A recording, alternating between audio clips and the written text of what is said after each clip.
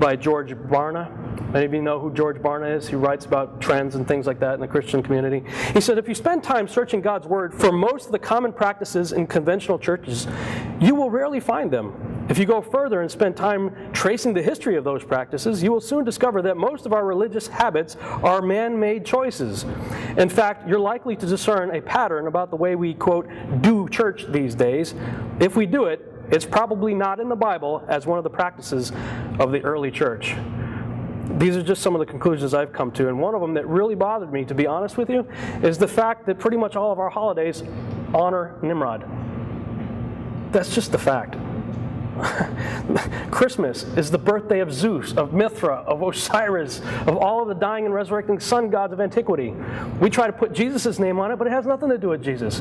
In fact, if you do the research, and I'm absolutely convinced that this is true, that September 11th is Jesus' birthday, based on Revelation chapter 12.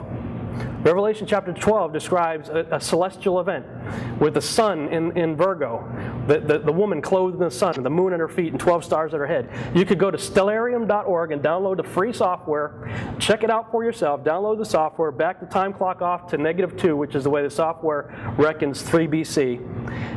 Back the date off to September 11th, and you will see the exact alignment of Revelation chapter 12, which is a detailed description of the Messiah's birth. Signs and symbols that are used in Revelation 12 are well-known astronomical symbols.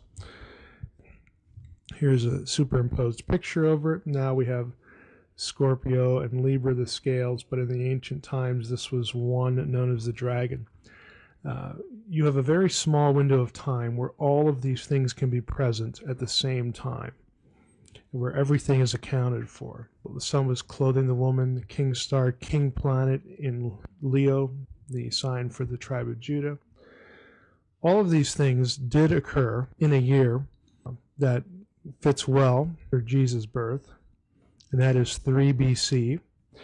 The real sort of interesting thing about 3 BC is since this concatenation of signs can only occur in an 80-minute window, we know exactly the date of the birth of the Messiah in 3 BC, and that date is September 11th.